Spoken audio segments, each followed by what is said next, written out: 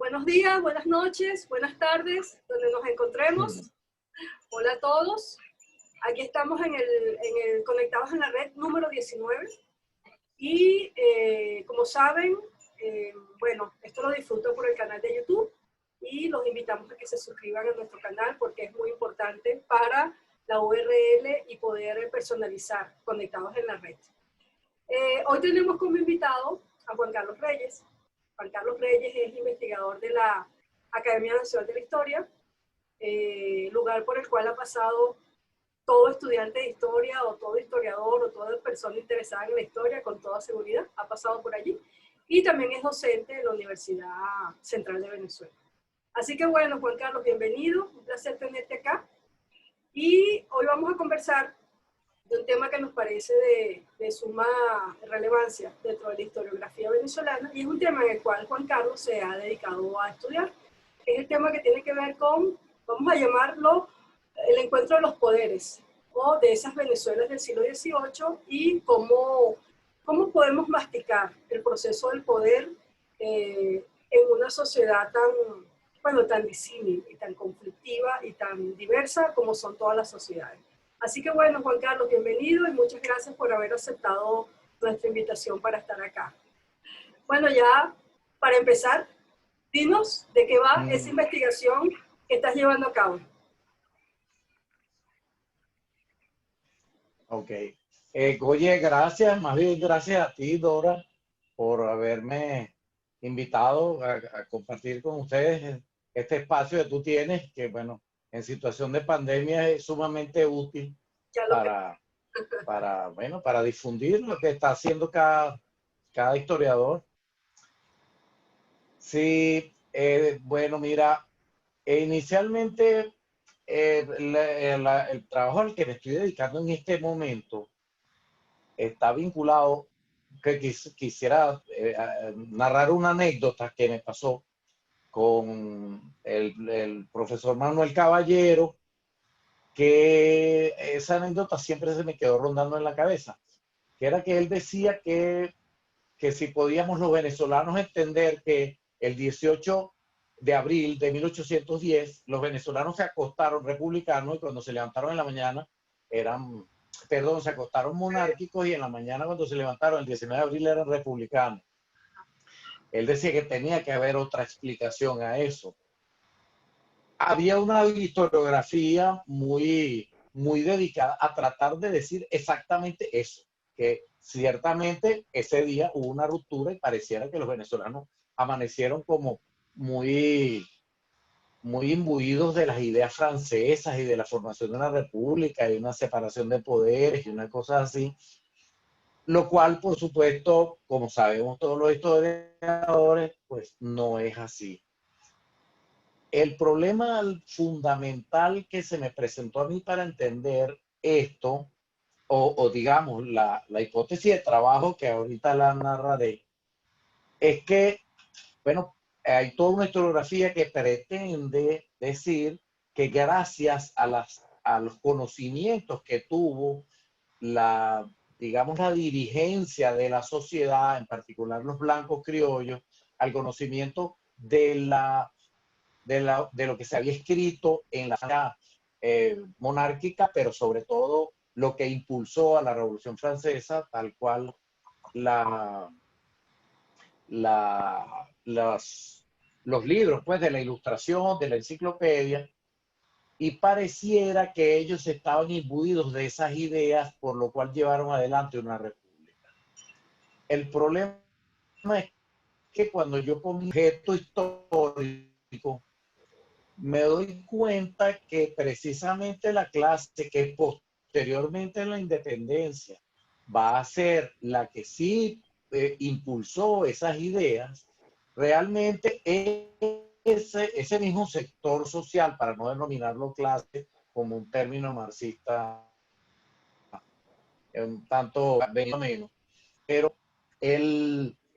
ese mismo sector anteriormente había sido sumamente conservador para con incluso esas ideas francesas, precisamente porque su propia condición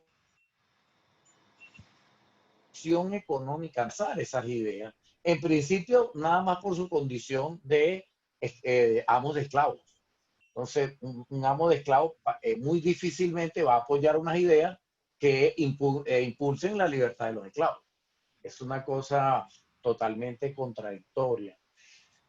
Eh, la, yo pienso que historiográficamente hay personas que han rozado ese asunto, el, como cuando se habla de, digamos, de un sector que efectivamente llevó adelante esto, pero claro, todo eso se va insertando dentro de una historiografía muy patriotera, muy nacionalista, que trata de donde sale, por supuesto, todo ese historiografía independentista, muy de héroes y de epopeyas y tal.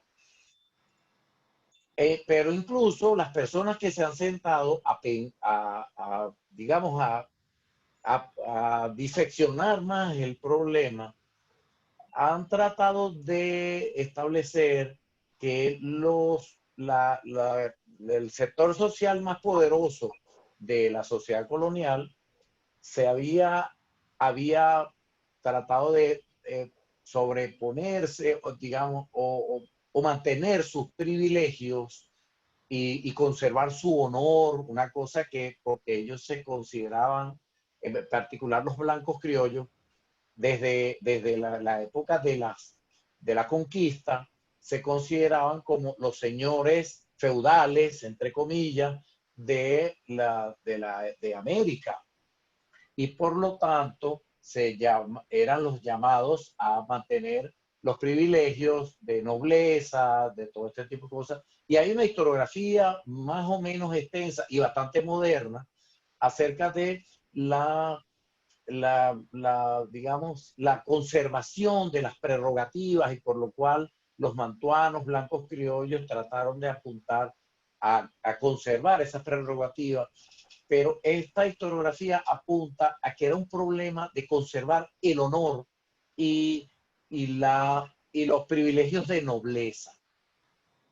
Realmente yo, yendo un poco más profundamente a buscarme una hipótesis de trabajo, que es lo que yo entendí allí, bueno, dilucidando el asunto, me fui dando cuenta y revisando documentación de la mitad de la última la mitad del siglo la última mitad del siglo XVIII, me doy cuenta que este sector social no solamente que había se había enfrentado muy duramente a las autoridades peninsulares, a los españoles propiamente, funcionarios que estaban aquí en la provincia de Venezuela, digamos, por cuestiones de poder propiamente desde el cabildo, de los cuales ellos eran los dueños y señores, ciertamente, era el poder local, y hubo cantidad de enfrentamientos entre ambas, no, sí, entre ambas instituciones, el gobernador y capitán general, la Real Audiencia de Caracas y los cabildados. Esa era una cosa que venía desde muy antiguo, pero en el siglo XVIII se agudizó. Desde la mitad del siglo XVIII en adelante, por una cuestión que viene de corte más general, que es algo que está pasando en toda la América Latina, y es que los virreinatos que tenía la corona, tuvo mucho interés en ellos por aquello de los minerales preciosos, el oro, la plata, todo lo que generaba. Resulta que esos virreinatos y esos minerales preciosos ya habían mermado para esta fecha, para los mediados del siglo XVIII. Por lo tanto, la corona tiene que tratar de buscar nuevas fuentes de ingresos. Los Borbones comienzan no solamente a centralizar el poder, porque saben que están necesitando de financiamiento, porque ciertamente España, a pesar de su imperio y todo, fue muy dilapidadora de las riquezas que se comenzaron a proveer de América, sino que por esa misma razón, las gobernaciones y capitanías generales que no dependían de los virreinatos eran sitios olvidados y por lo tanto no, los funcionarios no tenían un mayor poder por sobre la situación, digamos, por la región, a diferencia de los virreinatos. Es decir, un virrey tenía un total control de la comercialización del oro y de la plata de manera muy estricta. Sin embargo, en las capitanías generales la cosa era un poco más relajada, simple y llanamente porque no había un interés económico real.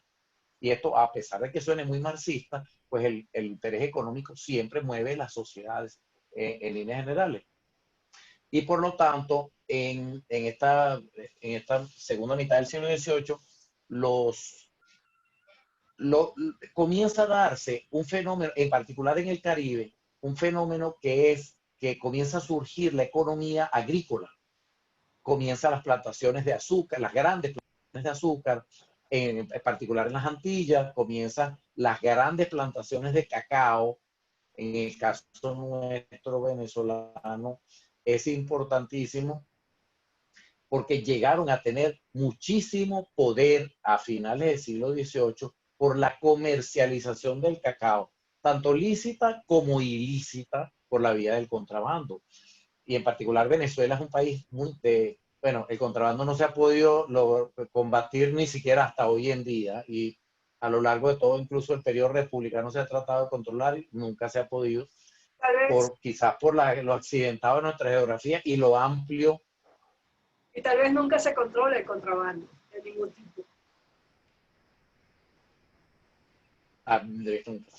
Y nosotros tenemos muchas islas cercanas que además fueron por mucho tiempo colonias de Europa y muy fácilmente por vía marítima llegan acá. Es muy fácil en la cuestión del contrabando. Pero recuerdo, por ejemplo, el discurso de incorporación del doctor Elías Pino Iturrieta. Él habla sobre, su discurso se llamó una relectura de la Carta de Jamaica, de Bolívar. Él allí asoma que los blancos criollos son los que él, el mismo Bolívar, está actuando, digamos, Bolívar habla en la Carta de Jamaica de que ellos son un pequeño género humano que se diferencia de los indios, pero también a su vez se diferencia de los españoles. Deja ver si yo consigo acá la cita de donde, Bolívar, cito a Bolívar, dice: nosotros somos un pequeño género humano, poseemos un mundo aparte, cercado por dilatados mares, nuevos en casi todas las artes y ciencias, aunque en cierto modo ya viejos en los usos de la sociedad civil. Claro, pareciera, y aquí no lo está refiriendo a un sector social específicamente, los negros. Él está hablando de efectivamente los blancos criollos.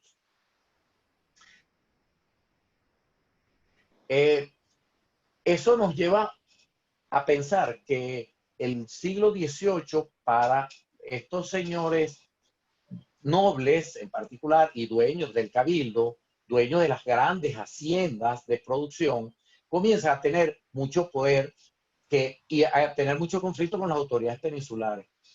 Eso significó que, por ejemplo, en un país o en una provincia tan amplia, tan grande y tan poco poblada como la de Venezuela, había un sector, una región que todos los venezolanos conocemos, que es lo que denominamos los llanos, donde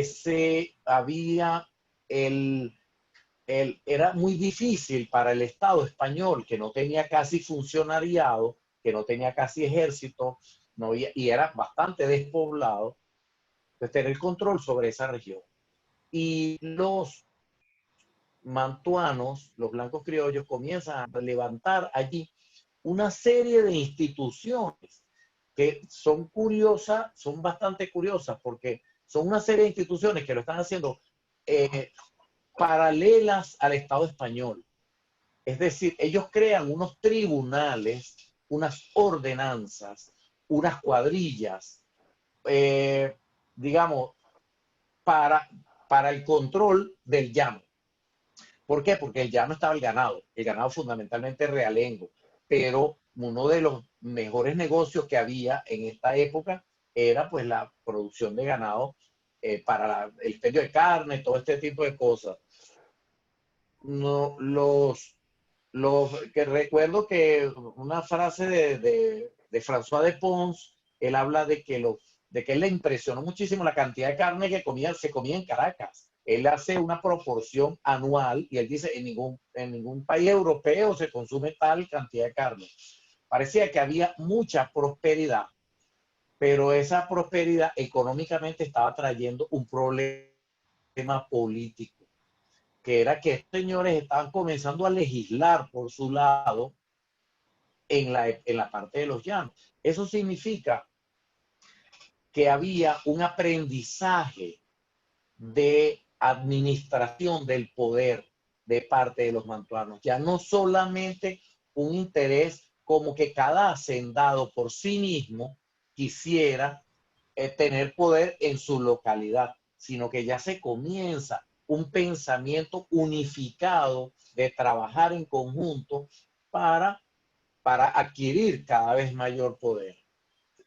Eso, si yo lo vinculo, por ejemplo, a un informe que le mandó el intendente Ábalos en 1781 a Carlos III, donde él habla de que de que él le pedía al rey que se quedara con los virreinatos, que eran los más importantes, y nombrar unos príncipes allí, y a las capitanías generales le diera la independencia. Porque, por ejemplo, el que conocía la provincia de Venezuela fue el primer intendente que tuvo Venezuela en 1776, este informe en 1781.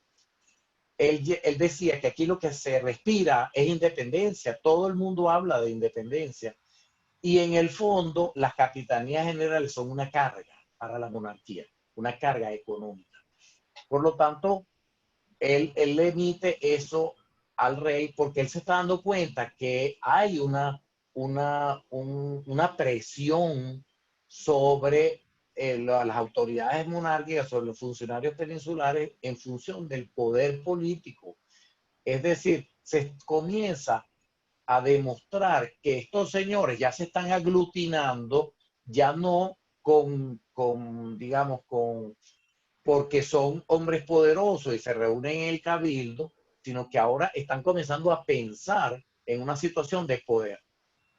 De manera tal que luego un evento que yo también he trabajado es cuando el rey emite la Real Cédula de darle de educación de los negros, creo que así es el nombre aproximado, que todo el mundo en la historiografía lo denomina el Código Negro, que es donde el rey obliga a los hacendados a tener un trato, vamos a estimarlo de esta manera, considerable a los esclavos. Es decir, que no haya maltrato, a pesar de que se permite la corrección de los esclavos, pero que no haya maltrato, que se les eduque, se les lleve a misa, digamos, se les inculque algunos derechos a los negros esclavos. Eh, algunos autores que han tratado de este asunto dicen que esos derechos, digamos, pareciera que es una actitud un tanto humanitaria de parte de la corona, pero en realidad no es que era humanitaria, sino que muy poco después de ese código hubo una sublevación que todos conocemos en Haití, donde pasaron a cuchillo a todos los blancos. Eso era porque en realidad el maltrato era excesivo y el control que tenían los amos sobre sobre ese sector de los negros esclavos era sumamente, digamos, no tenía control por parte de nadie. Ellos hacían ciertamente lo que ellos les daba la gana. Elías Pino, en su libro Nada sino un hombre, él habla, el libro se llama Los orígenes del personalismo en Venezuela. Él pone el ejemplo del papá de Bolívar, que el papá de Bolívar era un hombre temible, y temible no solamente por sus ideas licenciosas y, no sé, libidinosas, digámoslo así, sino que nadie que tenía la intención de denunciarlo porque tenía demasiado poder. Yo creo que el problema del poder allí es porque Elías Pino lo trata, pero como el personalismo, yo no creo que sea propiamente un personalismo, sino en todo caso es ya cuando este sector social que en Venezuela y solamente en Venezuela, como cosa curiosa, se les llamó los mantuanos, que fue un sector social que adquirió muchísimo poder. Es más, su poder llegó a ser tal que ellos viajaban muy comúnmente a España, e incluso algunos de ellos llegaron a tener bienes inmuebles en España. Es decir, adquirieron muchísimo poder, lo cual los llevó a tener un enfrentamiento directo con las autoridades peninsulares. Así también pasó con las ordenanzas, la cédula de gracias al sacar, que en 1795 también el rey, un poco para calmar los ánimos de los pardos, que en particular habían crecido, era el sector poblacional más grande de la sociedad, pero no solamente más grande en cantidad, sino también que había un grueso sector de pardos que había crecido económicamente, y le propusieron al rey que ellos podían comprar algunos privilegios, como por ejemplo el título de don. Y la discusión que se presenta, los documentos que envían los blancos mantuanos al rey para decir que esto se va a convertir en una rochela, pues son terribles. Realmente los epítetos con los que se refieren ellos a los pardos es que simplemente, señor rey, si usted le dota a estos señores de estos privilegios, esto se va a convertir, va a llegar la delincuencia a la sociedad y van a comenzar a gobernar. Es decir, no solamente la delincuencia, la promiscuidad, se consideraban la manera de referirse a los pardos era terrible. Y siempre me puse a pensar, pero ¿por qué digamos, ese exclusivismo tan radical acerca de eso? Porque en todo caso, su poder no estaba en cuestionamiento. El problema es que ellos estaban apuntando más arriba todavía. Y eso termina, por ejemplo, uno de los casos más emblemáticos desde mi punto de vista, es que cuando viene Miranda para la provincia en 1806, que va a desembarcar en Ocumare y luego intentó desembarcar en Ocumare y luego sí logró desembarcar en Coro, bueno, los mantuanos hicieron una grandísima colecta para enviar un ejército de 4.000 hombres que envió el gobernador Vasconcelos a enfrentar a Miranda. Eso fue financiado por los mantuanos, que 10 años después, ¿qué 10 años? 4 años después, están apoyando precisamente a ese mismo Miranda. Pero 4 años antes lo habían patrocinado la persecución de Miranda. Miranda venía creo que como con 300 hombres. Estos mandaron 4.000 hombres. Por supuesto que Miranda tuvo que salir huyendo de manera rapidísima porque ya tenía información de lo que iba para allá. Eso fue financiado por estos señores. Entonces, de algún modo he dado como un vuelo bastante rasante de cómo es el asunto, pero yo pienso que este sector social de los blancos mantuanos era el sector social más conservador, más retardatario, más exclusivista que había en la sociedad. Y ese, recordando a mi profesor Manuel Caballero, ese es el que el 19 de abril en la mañana se levanta como completamente republicano, completamente ilustrado. Entonces uno dice, no, aquí está pasando algo muy raro.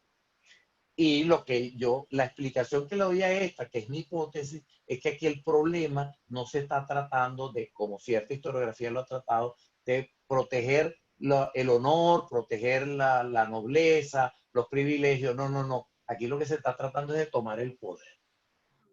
Bueno, Y eso, como dice Bauman, que la identidad es líquida, a lo mejor en estos contextos podamos considerar que la política también es líquida, porque si en el 806 estaban en contra de Miranda y en el 811, en el 810 estaban con Miranda, era muy, muy frágil, ¿no?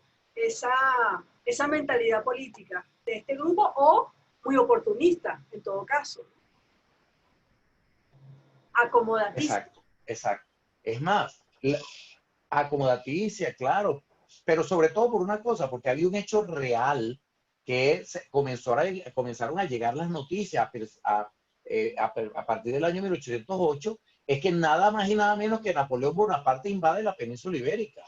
Es decir, eso fue un hecho que marcó mucho, porque no fue que invadió como había prometido solamente para llegar a Portugal, no, no, sino que invadió y metió preso a los reyes y tomó absolutamente a toda España.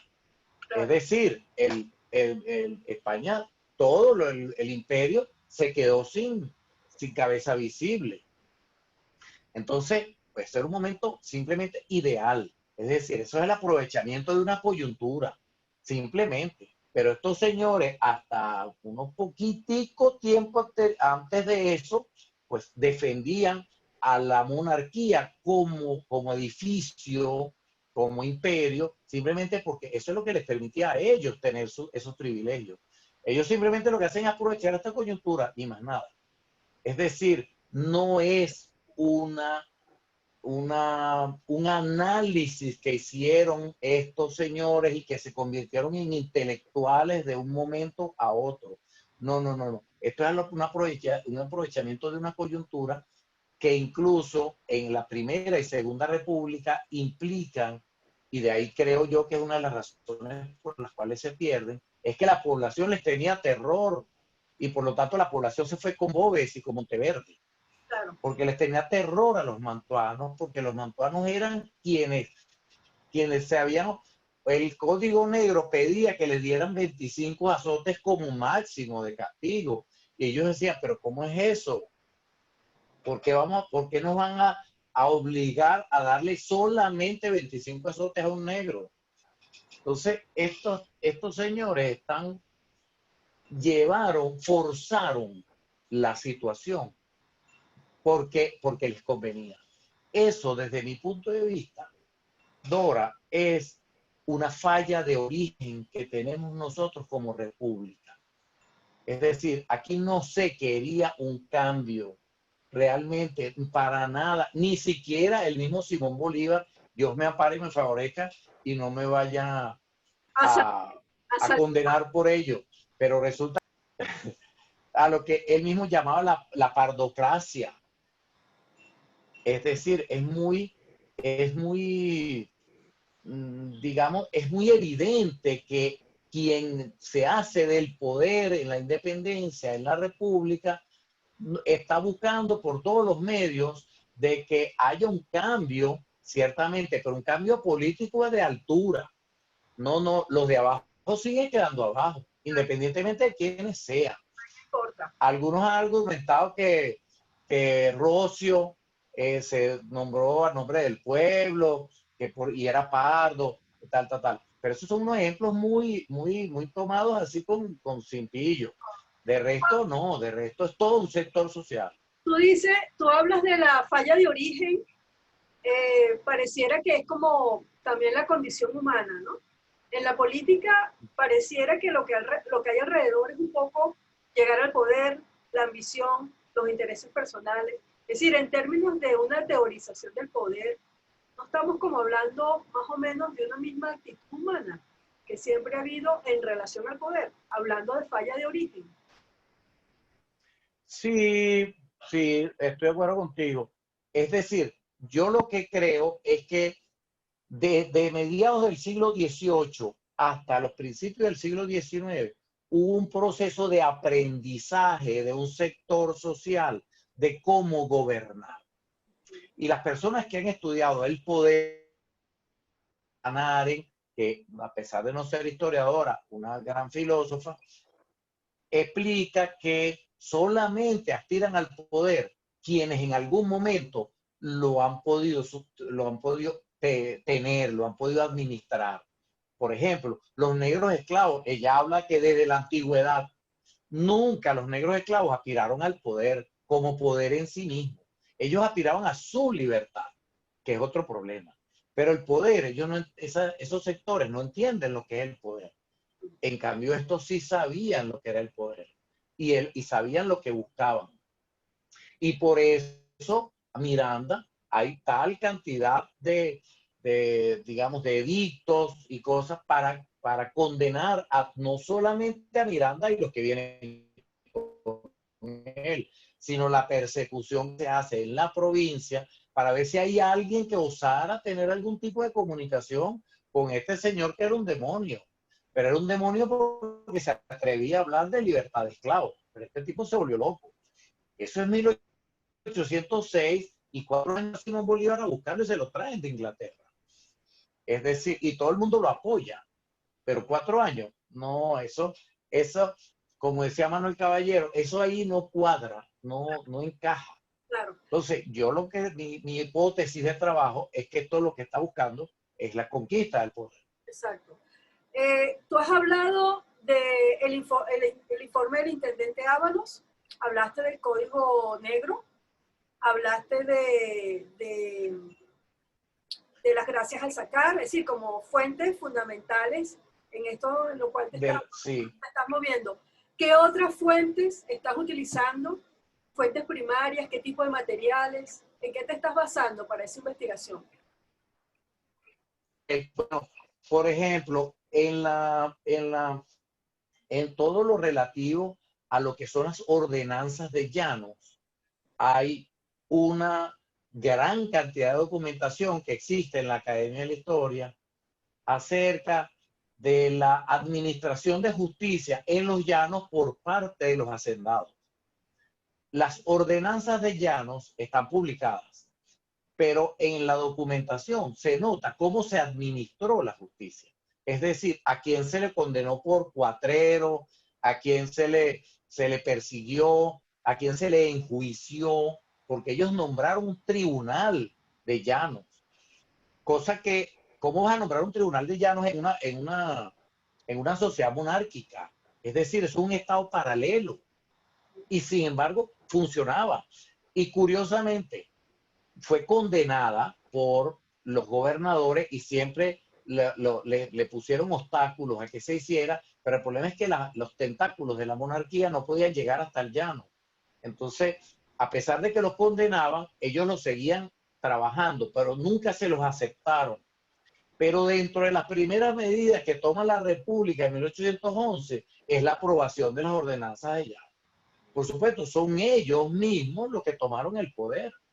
Entonces, todo lo que no nos han dejado hacer, ahora sí lo vamos a hacer con toda nuestra aprobación, porque ahora nosotros somos el poder.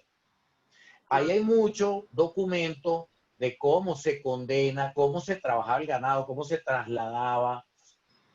Es bastante interesante porque el problema es que las autoridades españolas algunas veces estaban atadas de manos porque ciertamente estos señores eran los que traían el ganado.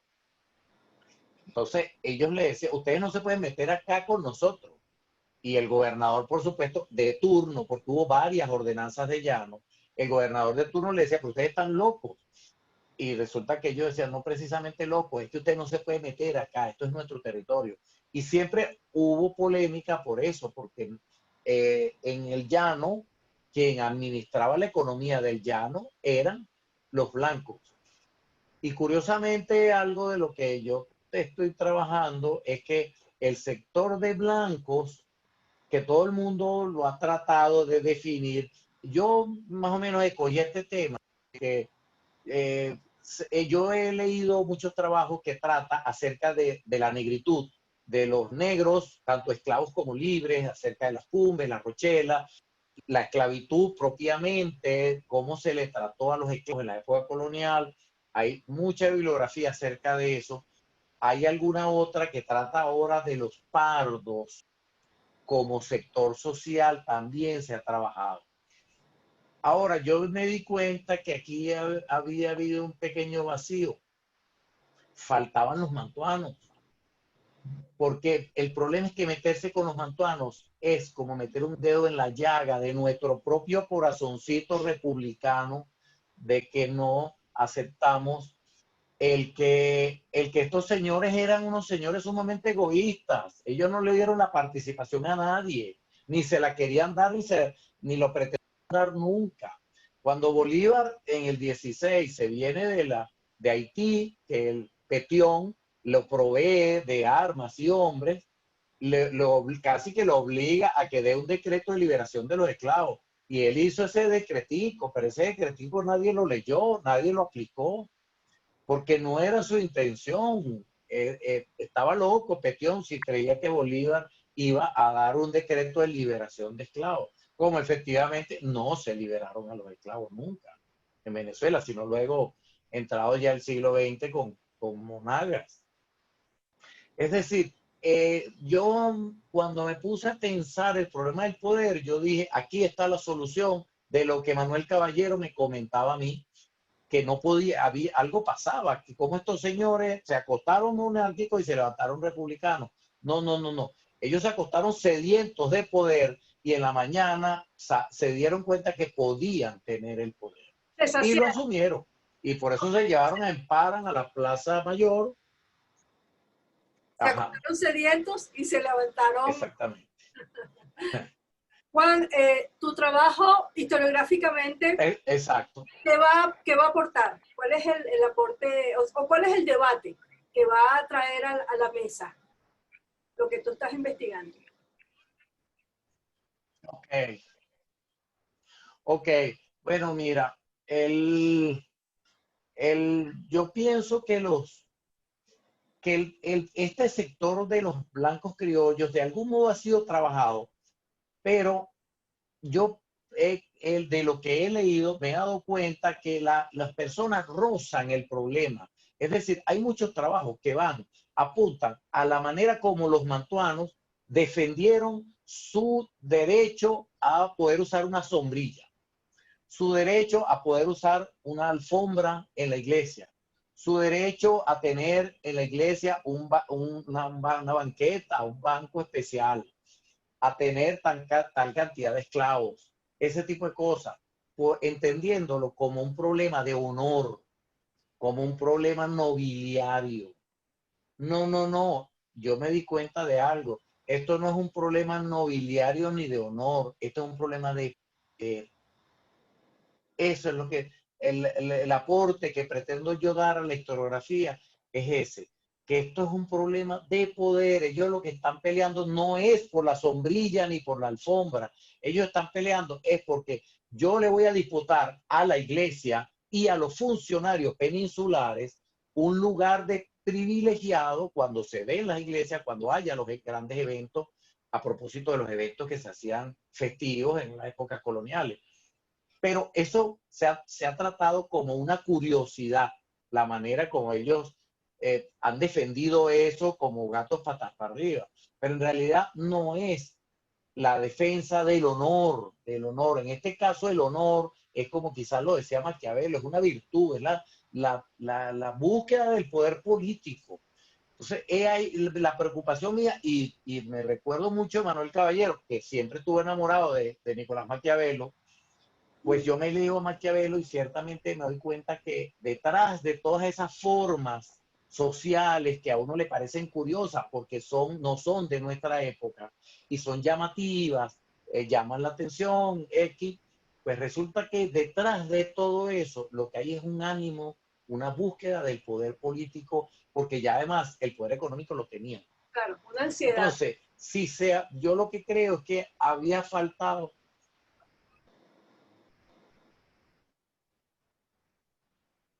Sí, sigue. Ya vas que no te escuché. No, solamente dije que era una ansiedad. Ok. Bueno, exactamente. Sí. Y además era una cosa que es que ya lo habían ensayado. ya ellos en los llanos, ellos tenían la experiencia, su laboratorio de poder fueron los llanos. Ahí ellos mandaban como dueños y señores. La monarquía como imperio no tenía ningún acceso a eso que se estaba haciendo allí. Esto fue un ensayo autonómico de poder. Interesante. Y dice Hannah Arendt, solamente las clases que conocen el poder logran, lo buscan acceder al poder de manera total. Claro, claro. Y eso ha sido siempre así, de algún modo. Ahora, Juan, tú dices ellos. ¿Qué grupos familiares hay allí? ¿Qué apellidos están en ese laboratorio de los llanos? ¿Los has logrado enlistar? Ok. Ajá. Bueno, un libro que a mí me pareció, bueno, bastante ilustrativo del asunto, es el libro de la tesis de Inés Quintero, que es El Marquesado del Toro. Los toros, por supuesto, no solamente, es decir, hay como toda una estirpe de toros que vienen desde muy antiguos. Creo que ella menciona que el primero es del siglo XVII y se mantienen incluso hasta posterior al siglo XIX. Pero están los toros, por supuesto, los Tobar, los Mijares, los mismos Bolívar, casi todos con títulos nobiliarios. No todos, ciertamente, pero a veces no hacía falta un título nobiliario solamente por la cantidad de dinero que que poseen, pues ya pertenecían a una élite perfectamente definida, al punto que muchos autores que trabajan en él dicen que su relación social era endogámica. Es decir, ellos no se casaban con gente de más abajo. Incluso Inés Quintero sacó un libro muy simpático que era, si mal no recuerdo, El fabricante de peinetas, que es que pareciera que una especie de amorío que tuvo una hermana de Bolívar con un fabricante de peinetas que era un pata en el suelo. Sí. Probablemente lo haya habido, pero de casarse, no, era impensable. En el siglo XVIII imposible. Es decir, ellos se están comenzando a relacionar. Hay una frase que dice Carlos Marx, pero yo suelo no usarla porque el marxismo, bueno, y en particular en nuestros tiempos actuales, es como complicado meterse con eso. Pero Carlos Marx define en algunos de sus textos, creo que es los escritos de juventud de la ideología alemana, que él dice que en algún momento las clases pasan de ser clases en sí a ser clases para sí. Ajá. Es decir, hacer de una clase que simplemente funciona como clase a una clase que comienza a pensar sus intereses de manera común, homogénea y en búsqueda de un objetivo. Ya no es simplemente, bueno, somos los más poderosos. No somos, ahora somos los más poderosos, pero los que queremos tomar el poder. Y allí, quizás la respuesta a lo que tú me preguntas, el aporte que yo considero que hay dentro de esta investigación que quiero yo dar. Porque además hay alguna historiografía que señala que los mantuanos eran como la especie de burguesía venezolana, salvando las distancias, por supuesto. Eso es para querer equipararla a los jacobinos que tomaron el poder allá en Francia. Pero resulta que los mantuanos era la clase más perezosa, la clase que menos trabajaba porque se hicieron de una riqueza sumamente fácil. A muchos autores, me gusta mucho Mariano Picón Salas, él dice que eran los dueños de la tierra y mal trabajaban la tierra. Es decir, eso le vino una riqueza inusitada a finales del siglo XVIII, que ni ellos mismos se daban cuenta. Y hay un argentino llamado Tulio Halperin Dongui, que él dice que ellos iban a España y la gente se burlaba de ellos como se burlaban de los señores de la plata de México.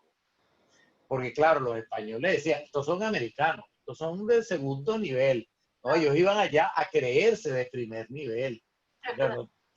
Es decir, hay una interrelación interesante allí del poder. Ok. Juan, tú tienes 30 Más años. o menos en líneas generales. Ajá. Ajá. Bueno, para que cierres. Dime. Ujú. Ok. Bueno, no, finalmente me gustaría hacer un comentario. Es que, por supuesto, en los libros de texto escolares venezolanos, que todos sabemos, tanto tú como yo sabemos la óptica que tienen, pero a mí me preocupa y me encanta mucho lo que tú estás tratando de hacer, porque ciertamente aún los estudios históricos propiamente de cualquier índole, en particular de este periodo colonial, se siguen manteniendo como de los años 20. Es decir, esta época, no, nadie, los mismos venezolanos no la conocen. Sí. Entonces, de allí el aporte, y si hay gente que se ha puesto a estudiar esta última época, solo que a mí me pareció que había un pequeño resquicio, había algo que ahí nadie se había atrevido a tocarlo, quizás por no establecer la relación con el poder como poder en sí mismo. Claro, claro.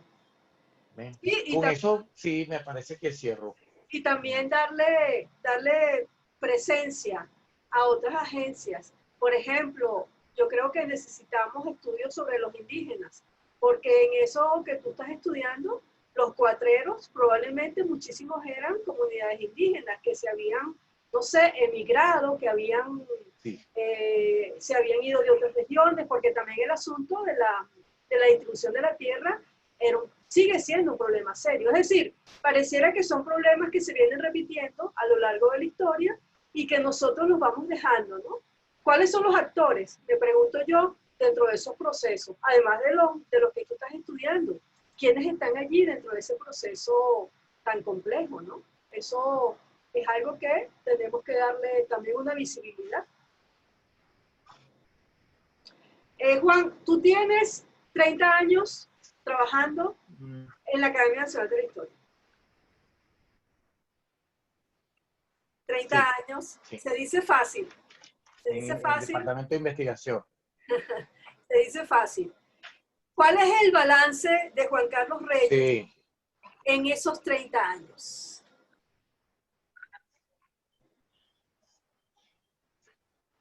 Oye, mira, desde mi punto de vista, lo que ha servido para mi vida personal, quizás como todos los que nos dedicamos a la historia, de algún modo algo nos llena y por eso nos dedicamos a esto, es que en la Academia de la Historia, fundamentalmente, de eso se ha diferenciado mucho o se diferenció por mucho tiempo de las universidades.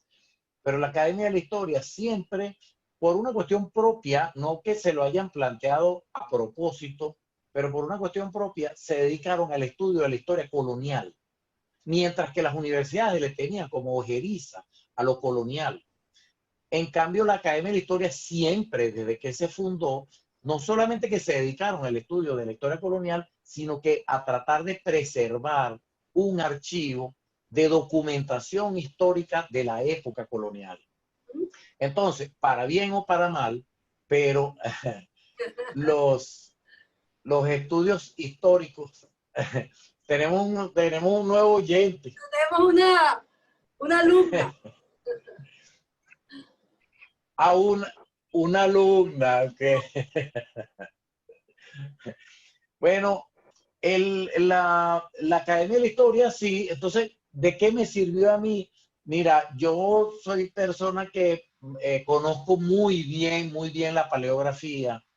He leído muchísima documentación, lo cual me ha permitido conocer bastante cómo es la sociedad colonial venezolana, no solamente desde el punto de vista de, digamos, de su funcionamiento administrativo, institucional, sino incluso además hasta de la historia menuda, de la historia de lo que un documento judicial te puede proveer de un expediente de un delito, o sea, la lectura de documentos de esa época te permite conocer una sociedad que aparentemente, o desde mi punto de vista, aún sigue siendo poco estudiada, porque es una sociedad bien curiosa y en particular monárquica. Es decir, mira, Dora, me atrevería a decirte una cosa que te va a sonar como tomada de los cabellos, pero una sociedad donde había un orden, es decir, había un Estado de Derecho. Si yo me pongo a comparar, me vas a disculpar el ahistoricismo, A pero ver, si yo me pongo a comparar aquella época con lo que convirtió la República en Venezuela y lo que hemos sido por los 200 años, mira, uno a veces hasta se pregunta, bueno, ¿valió la pena la independencia? Incluso ahora, recientemente, el rey de España, Juan Carlos, está en se está problema, yendo de España está en problema. y aparentemente todo el mundo está bravísimo con el rey. Sí, parece que se ha portado muy mal el rey Juan Carlos, pero pareciera algunas cosas, disculpa que me salga el tema, pero algunas cosas que todo el mundo está diciendo ahora es que la presencia de la monarquía en España ha servido como una especie de equilibrio para que no se desaten algunas fuerzas que los venezolanos sabemos muy bien que fácilmente se pueden desatar. Bueno, la monarquía, la presencia de la monarquía ha permitido como ese equilibrio y bueno, y el español sigue queriendo a sus reyes y a su monarquía, Sí, con la excepción de un cierto sector que tomó el poder ahora, pero creo que no le va a ser tan fácil desalojar eso, pero ya hay algunos atisbos de que hay que eliminar la claro. monarquía parlamentaria, nada de eso, sino eliminar a la monarquía. Yo no creo que sea tan fácil en España, pero mira, pareciera que uno puede releer eso de que la monarquía en líneas generales es mala y la república en líneas generales es buena, o sí, solo sí. Bueno, eso habría que ponerle en la lupa, ¿no? Complicado. Y entonces, en ese balance de la academia, digamos que te dedicaste al tiempo colonial. Eso es uno de los logros que logró esa academia para ti. Sí, ¿Y qué más? sí, sí, claro, claro. Bueno, yo me enamoré de esa época. Lo tengo por acá. Yo publiqué un libro no es propiamente un libro de historia, pero siempre lo saco porque es un libro del cual yo me siento este, particularmente orgulloso, pero no solamente orgulloso porque lo haya escrito, sino porque el libro que se llama El Diablo Suelto en Carora es una tradición oral que se mantenía de la ciudad de Carora. Hubo muchos académicos que eran de Carora y trataron de averiguar qué era eso del diablo suelto en Carora. Y nunca dieron con ello. Pero Luis Beltrán Guerrero, Guillermo Morón, una gran cantidad del doctor Blas Brunicelli trataron de indagar sobre cuál era el origen de eso. Pues ellos sabían que eso tenía un origen histórico, pero no hallaban dónde. Y decía, quizás la única forma va a ser en el Archivo de Indias de España. Pero algunos de ellos fueron hasta allá y tampoco consiguieron nada. Pero sabían que había sido un hecho histórico. Y esto estaba en la documentación que está en la Academia Nacional de la Historia. Entonces, mi mayor orgullo no es tanto haberlo escrito, sino que ese pocotón de insignes investigadores no consiguieron la documentación que conseguí yo. Y yo se lo regalé, ya lo llevé una vez a Carora y se los obsequié, Claro, porque ciertamente fue un hecho curiosísimo. ¿eh?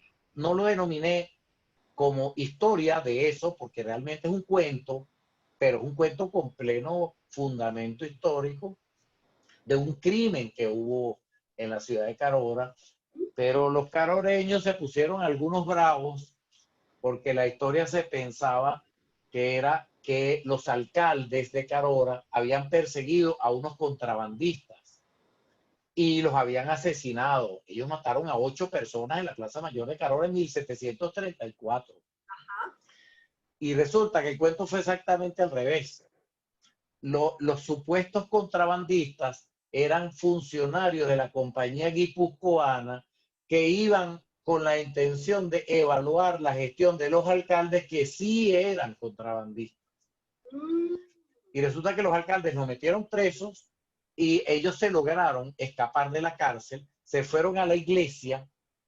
En la iglesia, el cura les dijo que los protegía porque era un lugar de asilo para el momento. El cura les dijo que los protegía, pero a estos señores no les importó. Tumbaron la puerta de la iglesia, los sacaron y los fusilaron en la plaza. Y el cuento se sabe porque uno de ellos se escapó por el lecho junto con un cura que le indicó por dónde salir y se escapó porque después, digamos, para averiguar la verdad del hecho. Es decir, la historia colonial es algo apasionante, algo donde hay mucho que aprender nosotros como pueblo. Ya basta de que nosotros comencemos a considerar ese discurso que se generó como historiografía a partir del discurso incluso heroico de los próceres, de que todo lo anterior a la independencia era un yugo opresivo. No, no, esos son puros mitos. Claro. Es decir, es una población como cualquiera otra. Así es. Y más con lo que yo estoy investigando, me doy cuenta que no había, en realidad, quisieron hacer esa ruptura, una ruptura que el pueblo no quería. Solo que los españoles sí lograron expulsar a los franceses. Nosotros no pudimos hacer una real igualdad aquí, a menos que no fuera bajo un decreto que se dio en el año 14, que es, bueno, españoles y canarios contacto con la muerte aún siendo inocentes. Así es. Esa es la manera como entró el pueblo a la historia en Venezuela. Oye, Juan, la sección civiles de la academia tiene su propia historia y la historia nace desde las cajas negras del registro civil, donde tú formaste parte de esa mudanza, ¿no? ¿Cómo fue ese hallazgo? Sí. ¿Cómo fue ese orden? Sí. ¿Cómo llegaron mira, eso fue una cosa. Al índice? Claro. Todo eso. ¿Cuál es la historia de esa sección tan interesante y maravillosa que ustedes tienen allí? Sí, mira, esa es una anécdota incluso un poco hasta risible, porque un amigo que trabajaba en la Academia de la Historia, yo necesitaba sacarme una partida de nacimiento, yo mía, en el registro principal, pero eso normalmente en Caracas siempre había sido, no sé cómo será hoy en día, que presumo que hasta peor, pero en aquel momento eran unas colas larguísimas, había que irse como a las 4:30 de la mañana para poder sacar la partida de nacimiento, pero como es todo en Venezuela, uno se busca un amigo que tenga un amigo que trabaje de ella adentro para uno no hacer cola. Ajá. Y efectivamente, este amigo llamó a su amigo y nos pasaron a a buscar mi partida de nacimiento. Pero en ese momento venía llegando la registradora principal del Distrito Federal, se llamaba así. Y ella decía, ¿y ustedes qué hacen aquí? Entonces el señor que nos está atendiendo nos dice, no, mire, ellos son de la Academia Nacional de la Historia. Y ella dice, ¿ustedes son de la Academia Nacional de la Historia? Oye, yo quiero reunirme con ustedes. Y nos reunimos los dos con ella y dice, ¿por qué ustedes no le echan un ojo a un poco de cosas viejas que ahí arriba en la azotea de este edificio que quedaba por la avenida Lecuna, aquí en Caracas? Mira, y cuando fuimos fue la cosa más desconcertante del mundo, porque allá habían, mira, no sé, yo creo cientos de miles de documentos, cientos de miles, porque además hay algo que la gente quizás no conoce. Luego de que nos enteramos de eso, ese fue hasta por un decreto del presidente Jaime Lucinchi, que se hizo el traslado de esa documentación. Pero esa documentación, el periodo colonial lo tiene la Academia de la Historia, pero eso continúa. Todo el periodo, esa sección civiles, que así se le llamó porque así dicen los tomos, eso continúa incluso hasta 1960. Es decir, todo el siglo XIX y la mitad del XX se encuentra en el Archivo General de la Nación y forma parte de esa colección que se llamaba Civiles. Fue una cosa hasta cierto punto triste porque porque nos dimos, eso te imaginarás, eso estaba en una azotea con unas planchas de zinc que lo cubrían. Cuando llovía, eso se inundaba. Nosotros tuvimos que, lamentablemente, y nos asesoramos y todo, y realmente no se podía hacer nada, pero nosotros sacamos aproximadamente como unas 50, 60 bolsas de las que se usan para la basura, completamente llenas de documentos que había que botarlos, porque eso no había manera, ya eso se había apelmazado y no había manera de rescatar eso. Y nos pusimos, bueno, a hacerle un índice, por lo menos lo que era, correspondía al periodo colonial, luego el siglo XIX o siglo XX. Así lo fuimos como haciendo una precalificación de lo que era. Y bueno, finalmente se dio el decreto, nos llevamos la parte colonial, nos la llevamos para la Academia de la Historia, precisamente por lo que te comentaba antes, que la Academia de la Historia tiene mucho interés en el estudio de la cosa colonial. Y bueno, allí en el departamento de investigaciones, donde yo trabajo, bueno, decidimos, bueno, vamos a hacerle un índice a este material. Afortunadamente se le hizo el índice y creo la Academia de la Historia tiene en su página web, tiene un índice no tan preciso como el que nosotros tenemos, pero sí se puede acceder a algunas búsquedas allí. Pero tengo entendido que el señor que la está montando lo va a montar completo todo el índice. Es lamentable que el Archivo General de la Nación no haya hecho ningún tipo de índice fuera de los que se hicieron a principios del siglo XX, que sale en los tomos, pero hubiera sido bastante fácil transcribir esos tomos en una computadora. Pero nadie se le ha ocurrido esa idea. Entonces, bueno, por lo menos desde la Academia de la Historia, la labor ha sido fructífera porque muchos investigadores del mundo incluso ya tienen el material, por lo menos el índice. ¿Eh? Sería, bueno, tú misma consultado ese mismo archivo y te has dado cuenta que es un archivo sumamente rico. Y de algún modo yo me atrevería a decir que casi conocido.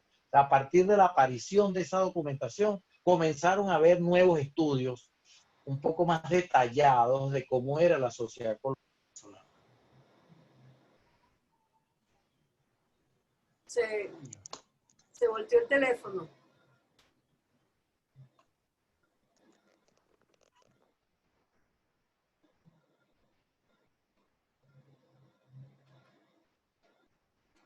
Se volteó el teléfono, Juan.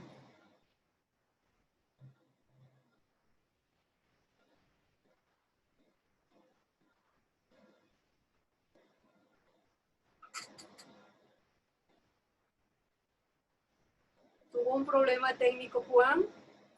Se le volteó el teléfono y supongo que se le desconectó o se quedó sin batería.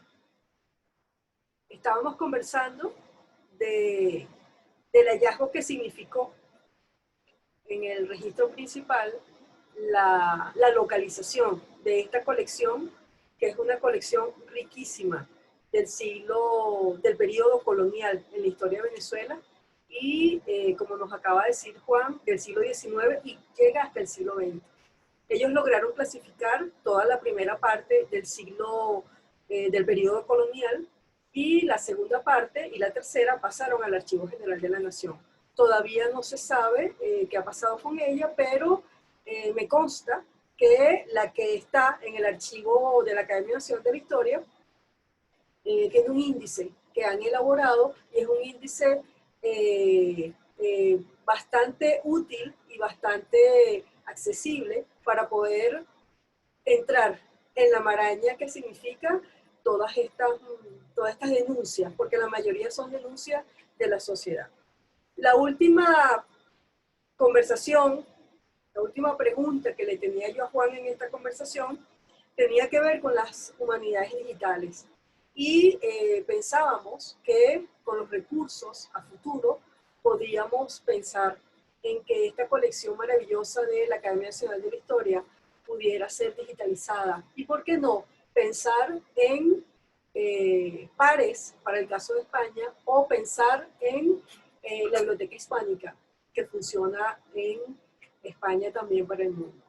Así que bueno, mi pregunta iba por allí, tuvimos el problema tecnológico, que no nos pudimos conectar más, y hasta aquí, bueno, vamos a cerrar esta conversación interesante que tuvimos con Juan Carlos Reyes sobre esos poderes de la Venezuela colonial o de la Venezuela de ese periodo temprano y cómo seguimos teniendo un espacio dentro de la historia de Venezuela para reflexionar y para buscar temáticas diversas y complejidades. Bueno, queremos darle las gracias a ustedes por mirar este video y bueno, seguiremos informándoles de lo que vamos a venir comunicando en este espacio excelente que ha sido Conectados en la Red. Bueno, muchas gracias a todos y buenas noches. Hasta luego. Buenos días, buenas tardes, buenas noches. Hasta luego.